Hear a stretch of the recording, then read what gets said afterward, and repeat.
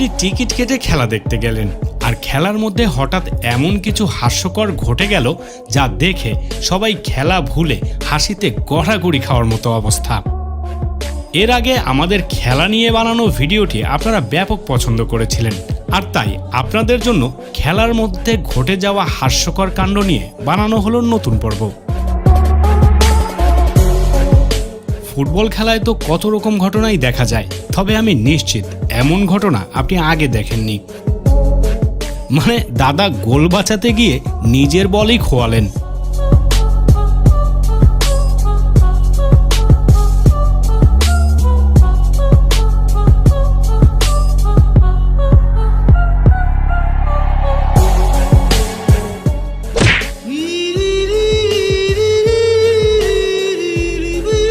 দাদার জন্য স্যালুট, সে গোল ঠেকাতে গিয়ে নিজের ভবিষ্যৎ প্রজন্মই এভাবে উৎসর্গ করে দিলেন।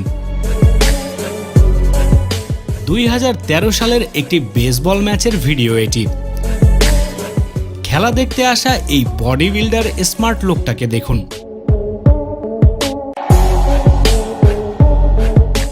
মানে এত বডি বানিয়ে কি লাভ রে ভাই, যদি এক বোতলের ক্যাপ খুলতে গিয়েই যুদ্ধ করা লাগে।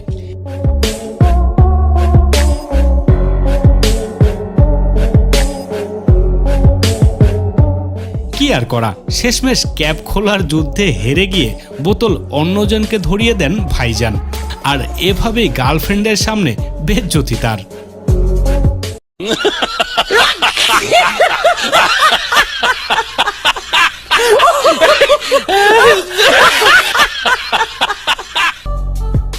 বক্সিং ম্যাচের আগে নানান ভঙ্গিতে পোজ দিয়ে থাকেন খেলোয়াড়রা। সেরকমেরই এক বক্সিং ম্যাচের আগে পোজ দিতে আসেন এই দুই খেলোয়াড়, আর যথারীতি পাশে দাঁড়িয়ে দাঁত বের করে হি হি করতে দেখা যায় এই দুই রমণীকে। কিন্তু কিছুক্ষণ পর ঘটে এমন কাণ্ড, মানে ওই যে কথায় আছে না, পাটা পুতোর ঘষাঘষি আর মাঝখানে মরিচের, না মানে দাঁত কেলানো দিদির জান শেষ। এক বেসবল ম্যাচের গ্যালারিতে দেখা মেলে এমন নির্বোধ নারীর। বল গ্যালারির দিকে আসার পর চেষ্টা করে ধরতে ব্যর্থ হয়ে শেষমেশ বাচ্চার থেকে বল ছিনিয়ে নেয় এই নারী। আর ভাবখানা দেখছেন, যেন সেই ক্যাচ করেছে এই বল। ওদিকে মহিলার এমন ব্যবহারে ছোট্ট মেয়েটি গোসা করে চলে যায় এখান থেকে। আমেরিকায় এক উইমেন প্যারাঅলিম্পিক ম্যাচে দেখা মেলে বিচিত্র কাণ্ডের।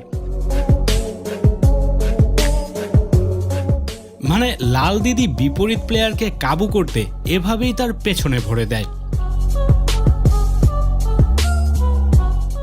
যদিও রেফারি পাশেই দাঁড়িয়েছিল, কিন্তু এটা নিয়মের মধ্যেই থাকায় সে বাধা না দিয়ে এভাবেই ম্যাচ চালিয়ে যায়।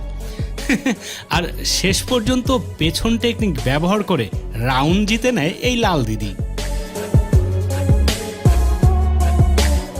এর আগে আমরা এক ভিডিওতে দেখিয়েছিলাম জাম করতে গিয়ে দাদা কিভাবে নিজের মেশিনে টাক লাগা থেকে বেঁচে গেছিল। তবে এনাকে দেখুন, তার নিজের স্টিক কিভাবেই নিজের পেছন মেরে দিল। দাদার জন্য রইল সমবেদনা। আর এই ঘটনার পর মনে হয় না দাদা 2-1 বছরে আবার এই খেলা খেলতে আসবে।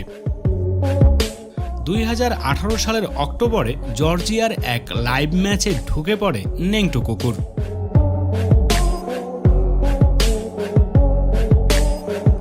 প্লেয়াররা দৌড়দৌড়ি করে তাকে ধরার চেষ্টা করে, কিন্তু লাভ হয় না। কুকুরের ব্যাপারে অনভিজ্ঞ সিকিউরিটিরা তাকে ধরতে এসে প্রায় কামড় খেয়ে বসেছিল। কি আর করা, শেষমেশ তাকে আদর করে বসে আনার চেষ্টা করা হয়, আর এই চেষ্টা কাজেও লেগে যায়।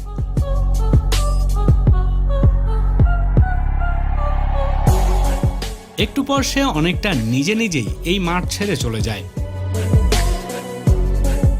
ভলিবল ম্যাচের জন্য প্লেয়ারের নাম ঘোষণার পর খুশিতে দিদি দর্শকদের সাথে মুলাকাত করতে যায়, আর তারপরই ধুপুস। তবে এই জনাবকে দেখুন, সে সাজাকে মজায় রূপান্তর করে ছেড়েছে। সাবাস, অবস্থা যাই হোক, তাকে উপভোগ করতে পারাই বুদ্ধিমানের কাজ। 2012 সালের এক মোটোজিপি রেসে সবচেয়ে এগিয়ে ছিল রিচার্ডো রুসো নামের এই খেলোয়াড়। ব্যাস, জিতে গিয়ে এভাবেই বিজয় উদযাপন করছিল রুসো।